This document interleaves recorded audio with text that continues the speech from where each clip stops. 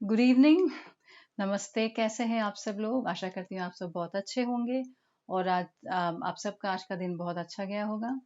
मेरा नाम अंतरा बख्शी है। मैं न्यूमरोलॉजिस्ट हूँ, अंक ज्योतिष हूँ और आज का ये एक और वीडियो है मेरे न्यूमरोलॉजी के सीरीज़ में। अगर आपने मेरे पहले वीडियोस नहीं देखे हैं तो मैं आपको ज़रूर कहूँगी, रिकमेंड करूँगी कि आप ज़रूर पहले के जो भी मैंने 3-4 वीडियोस किए वो ज़रूर देखिए। वो देखने के बाद आपको अंक ज्योतिष के बारे में, न्यूमरोलॉजी के बारे में बहुत कुछ आपको मालूम पड़ेगा। ओके। चाहे आप मुझे फेसबुक पे देख रहे हैं, चाहे आप मुझे इंस्टाग्राम पे देख रहे हैं, चाहे आप मुझे यूट्यूब में देख रहे हैं, बट सारे वीडियोस हैं, आप लोग ज़रूर देखिएगा। राइट। सो इसी सीरीज को आगे बढ़ाते हुए आज का जो टॉपिक है वो बहुत ही अच्छा टॉपिक है। बहुत ब्रीफली मैं बात करूंगी, ऑल्दो ये बहुत वास्ट, बहुत ही बड़ा टॉपिक है। ये टॉपिक है कर्मों के बारे में। ये टॉपिक है कर्म और उसके फल के बारे में। ठीक है। टॉपिक का नाम है कि who decides our date of birth. है ना। कौन हमारा डेट ऑफ बर्थ डिसाइड करता है, कौन हमारी जन्म कुंडली डिसाइड करता है। ठीक है। अभी इस चीज को समझाने के लिए ना मुझे थोड़ा स्पिरिचुअलिटी की तरफ जाना पड़ेगा। बिकॉज जब तक कि हम स्पिरिट को ना जान ले, स्पिरिट मतलब सोल, आत्मा, है ना। स्पिरिचुअलिटी में स्पिरिट वर्ड आता है, हिंदी में आध्यात्म बोलते हैं। तो आध्यात्म में भी आत्मा आता है ना, अध्यात्म। तो जब तक हम आत्मा को नहीं जानेंगे, जब तक हम स्पिरिट के बारे में नहीं जानेंगे, तब तक हमारे लाइफ में हमेशा ये एक प्रश्न रहेगा कि मेरे लाइफ में ऐसा क्यों हुआ, उसके लाइफ में ऐसा क्यों हुआ। करेक्ट है। तो ये टॉपिक शुरू करने के लिए मैं एक स्टोरी से शुरू करूंगी। ये स्टोरी इस चीज को और बेटर वे से समझाएगा। तो बेसिकली स्टोरी दो बच्चों की है। दो बच्चे आपस में नेबर में, मतलब आपस में पड़ोसी थे। तो दोनों का पेपर था, सेम ही स्कूल में थे, सेम ही क्लास में थे। तो एक बच्चे ने पेपर से एक हफ्ते पहले दिन रात पढ़ाई की, है ना। रात रात जाग के खाना पीना खेलना सब त्याग करके उसने दिन रात मेहनत की। और दूसरे घर का जो बच्चा था उसने क्या किया, उसने सिर्फ पेपर से एक दिन पहले उठा और वो उसने एक ही दिन जो भी उसको था वो उसने देख लिया। ठीक है।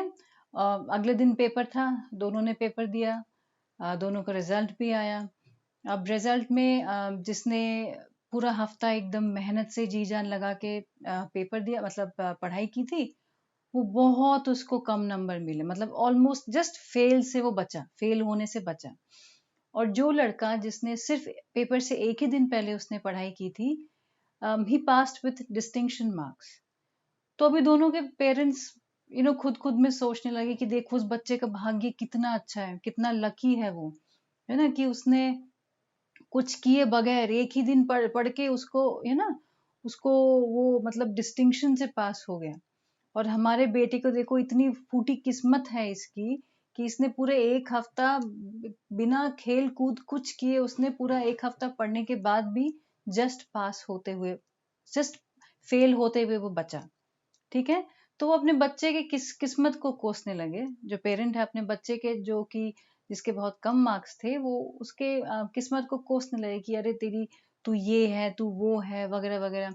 और फिर दूसरे बच्चे से ईर्ष्या भी करने लगे, है ना। और नहीं कहने कि भगवान ने मेरे बेटे के साथ बहुत खराब किया, भगवान देखता नहीं है, उसने तो कुछ पढ़ाई नहीं की, लेकिन देखो उसके मार्क्स कैसे आ गए, चीटिंग हुआ है, ये है, बहुत बहुत सारी चीजें। अभी वहीं पे एक और आदमी था जो दोनों बच्चों को बहुत अच्छे से जानता था। तो उसने बोला कि भाई जो भी हुआ ना एकदम ठीक हुआ। कैसे ठीक हुआ?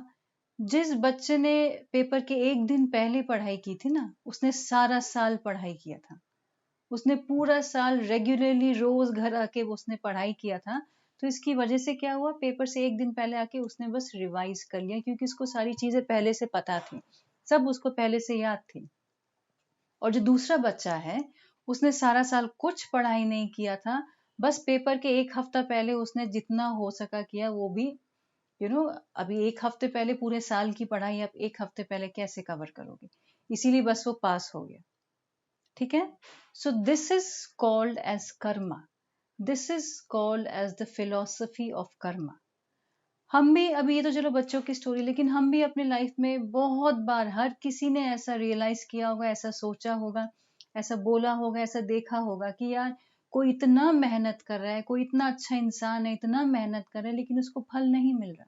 और यहाँ से कोई है, somebody who is born with a golden spoon, वो तो सोने के चम्मच लेके जन्म है, उसे कुछ करना भी नहीं पड़ रहा, सब एकदम सामने लाइन लगी है, नौकरी की लाइन लगी है, धन दौलत ऐशो आराम सारी चीजें। और यहाँ पे एक और बंदा है जो इतना मेहनत कर रहा है लेकिन कुछ हो नहीं रहा। तो लोग कहते हैं कि भगवान की भी क्या लीला है, देखो एक को ऐसे दिया, एक को ऐसे किया। तो भाई सबसे पहले तो हमें ये समझना पड़ेगा कि हमारे लाइफ में जो भी हो रहा है उसमें भगवान का कोई रोल नहीं है। सो अगर हम भगवान को ब्लेम करना बंद करेंगे तो बेटर होगा। भगवान कौन है? भगवान के लिए हम प्रेयर गाते हैं ना, तुम मात पिता हम बालक तेरे, तुम ही हो माता पिता तुम ही हो, हम प्रेयर गाते हैं ना। तो प्रेयर का मीनिंग क्या हुआ कि भगवान हमारे पेरेंट है, वो हमारे माता पिता है।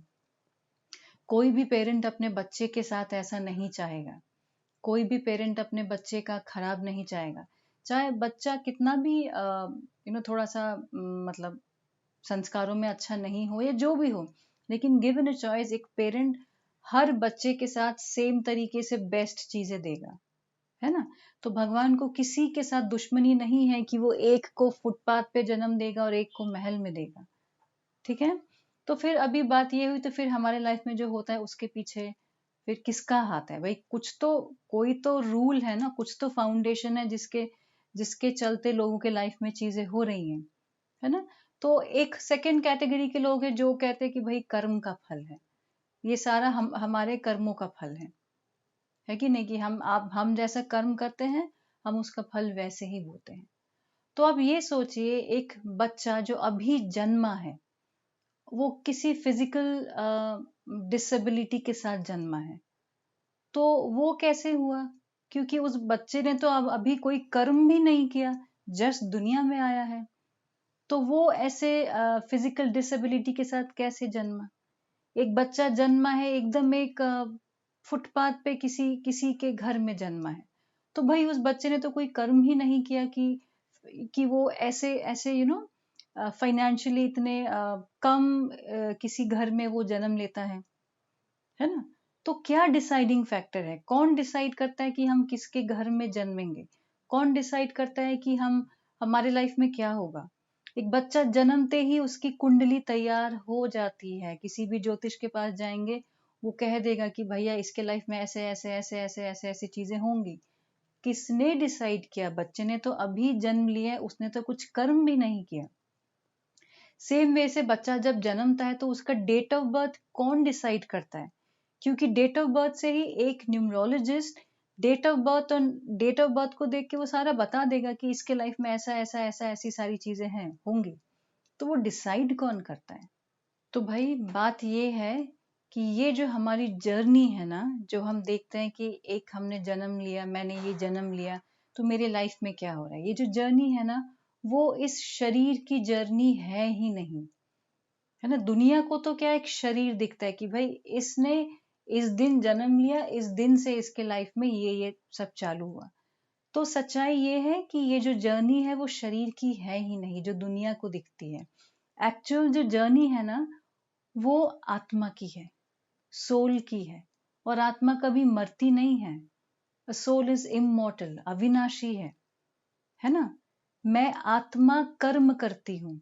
ये जो है ये बॉडी, ये it is just like a costume. मैं आत्मा एक कॉस्ट्यूम छोड़ती हूँ, दूसरा कॉस्ट्यूम लेती हूँ। एक जन्म लेती हूँ, शरीर छोड़ती हूँ, फिर नेक्स्ट जन्म में जाती हूँ। तो जन्म and body is just like a costume, है ना।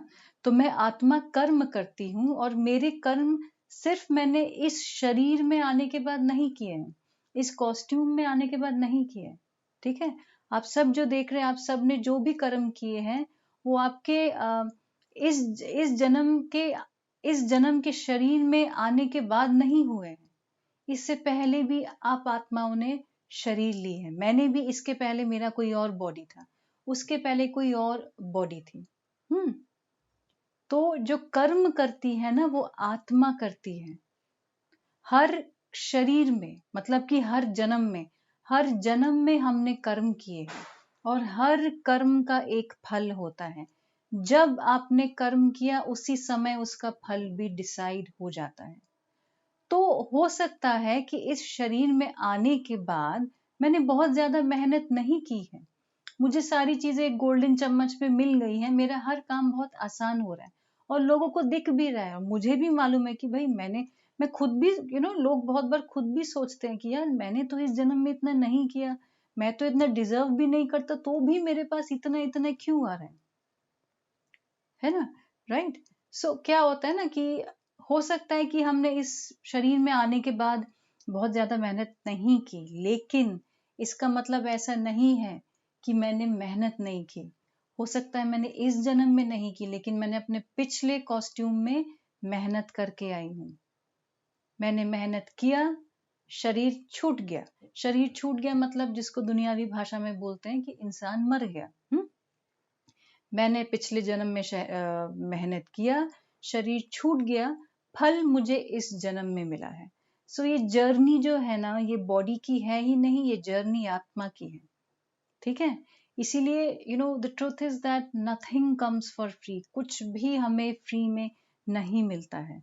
दुनिया को सिर्फ शरीर दुनिया को सिर्फ शरीर देखने में आता है और शरीर में किए हुए कर्म दिखाई देता है। ठीक है, तो ये जो कर्म है ना, ये आत्मा के साथ साथ चलती है।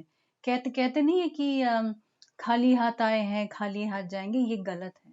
हम कर्म लेके जाते हैं, कर्म लेके आए हैं। हम पिछले जन्मों के कर्म संस्कार हम लेके आए हैं, और जब ये शरीर छूटेगा तो इस जन्म के हम कर्म और संस्कार अगले जन्म में साथ लेके जाएंगे, है ना? इसीलिए इसीलिए जब बच्चा जिस दिन जन्मता है ना, उसी दिन उसकी कुंडली तैयार हो जाती है। Based on what? Based on उसके प्रीवियस कर्मास। बिना कर्म किए कैसे बनता है?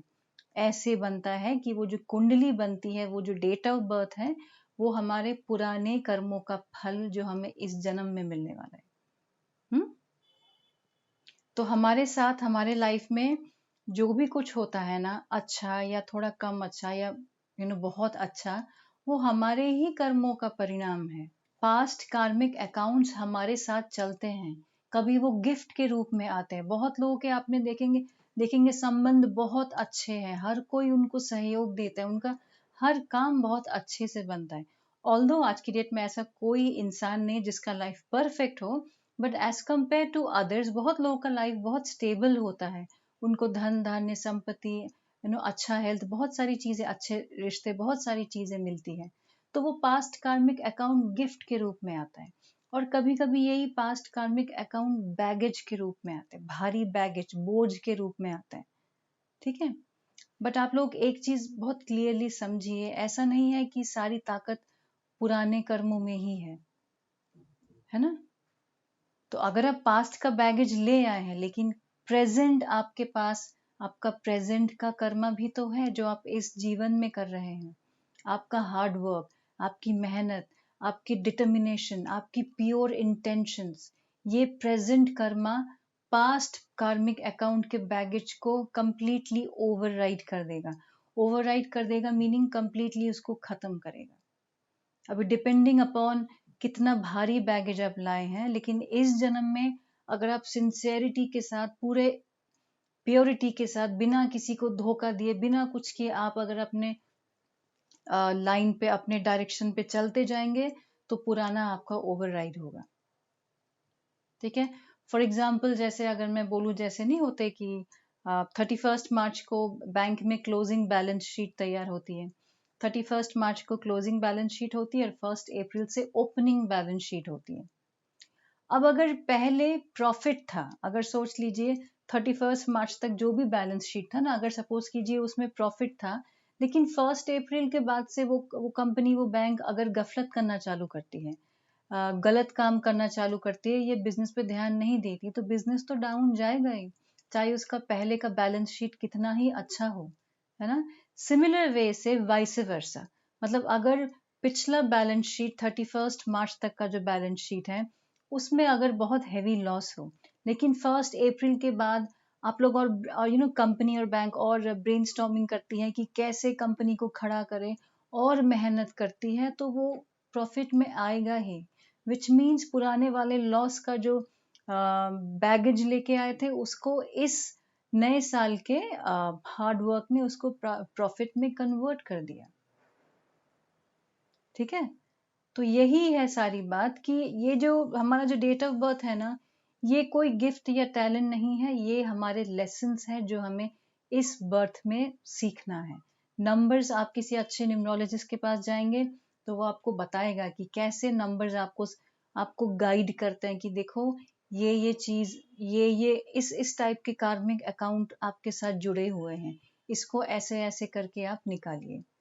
मैंने शायद एक दो वीडियोस पहले मैंने 2 कोड नंबर्स के बारे में बात किया था, जहाँ पे एक कोड नंबर था कंडक्टर, जिसको हम डेस्टिनी नंबर भी बोलते हैं, लाइफ पाथ नंबर भी बोलते हैं।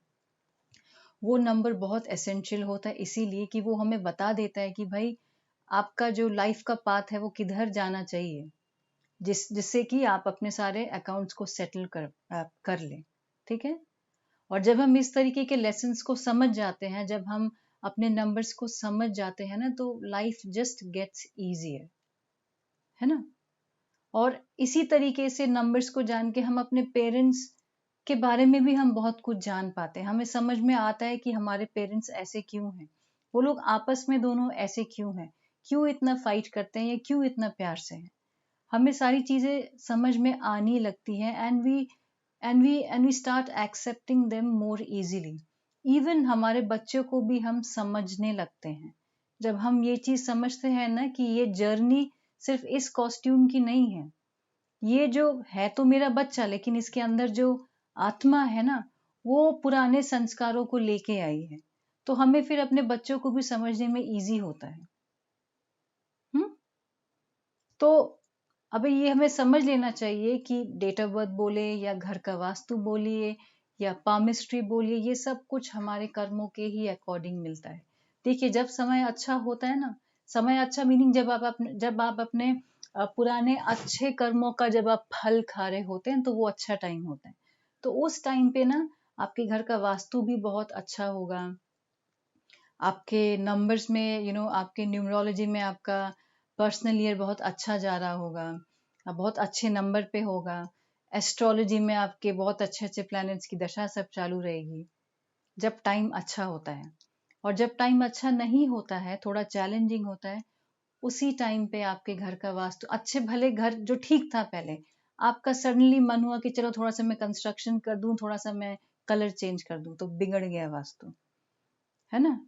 तो जब थोड़ा सा ट्रबल टाइम शुरू होता है, ट्रबल चैलेंजिंग टाइम मतलब जब हम अपने नॉट सो अच्छे कर्मों का फल खा रहे होते हैं, उस टाइम पे ऑटोमेटिकली ये सारी चीजें अपने आप बिगड़ने लगती हैं। वास्तु बिगड़ जाएगा, हाथ की रेखाएं चेंज होंगी, किसी कुंडली में कोई किसी दशा से हम लोग जा रहे होंगे। न्यूमरोलॉजी में आपके किसी एंटी नंबर के पर्सनल ईयर पे आप रहेंगे। ठीक है, तो ये सारी चीजें हमारे कर्मों से, हमारे संस्कारों से ही कनेक्टेड हैं। तो न्यूमरोलॉजी कैसे हेल्प करता है? न्यूमरोलॉजी में कुछ नंबर्स है, कुछ डेट ऑफ बर्थ है, जैसे 19th है, 13th है, 14th है, इनको कार्मिक नंबर बोलते हैं। वैसे तो हर नंबर का कुछ ना कुछ कार्मिक अकाउंट है ही, लेकिन इनमें से भी कुछ भारी वाले हैं जो न्यूमरोलॉजी बहुत अच्छे से एक्सप्लेन करता है, राइट। और न्यूमरोलॉजी बोलूं या मैं ऐसे बोलूं कि कोई भी ऑकल्ट साइंस हो, चाहे वो न्यूमरोलॉजी हो, वास्तु हो, एस्ट्रो हो, वो क्या करता है? देखिए, कर्मों का फल आना ही है, उसको कोई रोक नहीं सकता है। किसी में उतनी ताकत नहीं है इस सृष्टि पे, भगवान को छोड़ के किसी में उतनी ताकत नहीं है जो आपके कर्मों के साइकिल के बीच में है। ठीक है, तो ये ऑकल्ट साइंस क्या करता है? ऑकल्ट मतलब वास्तु, न्यूमरो, ये सारी चीजें। ऑकल्ट साइंस क्या करता है? सपोज कीजिए आपको निकलना है और बाहर बहुत भारी बारिश है, तो भारी बारिश मतलब क्या? तकलीफ। तो ये हुआ आपका कर्म का कुछ, जो अच्छे जाने अनजाने में जो अच्छे कर्म नहीं किए, उसके फल स्वरूप एक परिस्थिति आई कि बाहर बहुत भारी बारिश है। तो सोच लीजिए किसी के लाइफ में पूरा टाइम भारी बारिश ही है, मतलब पूरा टाइम थोड़ा टफ है उसका।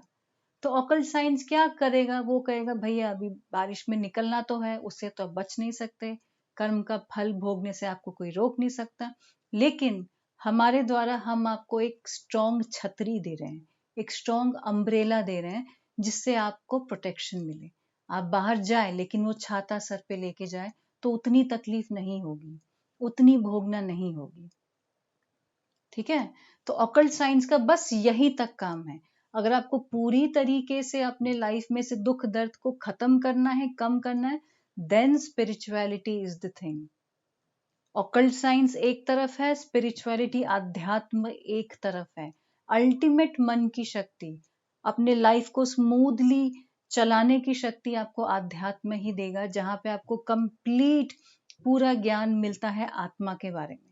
और जब आप जान जाओगे ना, और जब नॉट ओनली जान जाओगे, जब आप वो एक्सेप्ट करने लगोगे कि मेरे लाइफ में जो भी हो रहा है उसमें मेरा ही हाथ है, तो आप लोगों को ब्लेम करना बंद करोगे कि तुम्हारी वजह से ये हुआ, तुम्हारी वजह से हुई।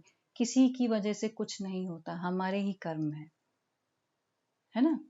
भगवान भी कहते हैं कि मुझसे मत डरो, अपने कर्मों से डरो। भगवान किसी का कुछ खराब नहीं करता, वो खुद कहते हैं कि भाई अपने कर्मों पे ध्यान दो, अपने कर्मों से डरो। जाते जाते मैं एक छोटा सा रियल लाइफ इंसिडेंट, एक स्टोरी बोलूंगी। ऐसा मैं एक दीदी को जानती हूँ। तो क्या हुआ ना कि वो अपने कजन के पास एक दिन घर में शाम को घूमने गई, तो कजन लोग सब एक सीरियल देख रहे थे, है ना। कजन लोग सब सीरियल देख रहे थे, तो वो जो दीदी है उन्होंने पहली बार वो एपिसोड देखा। तो एपिसोड में ना कोई किसी को बहुत टॉर्चर कर रहा था, बहुत ज्यादा टॉर्चर कर रहा था। तो जब सीरियल खत्म हुआ तो वो दीदी कहने लगी, अरे तुम लोग कैसे सीरियल देखते हो यार, देखो आजकल कैसे टॉर्चर कर रहा है ये, कि मतलब क्या है ये, ऐसे रिलेशन में कौन कैसे इसको ऐसे टॉर्चर करता है। तो उनके कजन्स ने कहा, दीदी आपने ना पहली बार ये सीरियल देखा है ना, आपने इसके पहले एपिसोड्स नहीं देखे, हमने शुरू से देखे हैं ना, तो हमें मालूम है आज जो इसको टॉर्चर कर रहा है, कुछ एपिसोड्स पहले उसने उसको टॉर्चर किया था, तो आज सिर्फ उसका बदला, मतलब वो जस्ट उसका बदला ले रहा है, तो उसकी फॉल्ट नहीं है। ठीक है ना।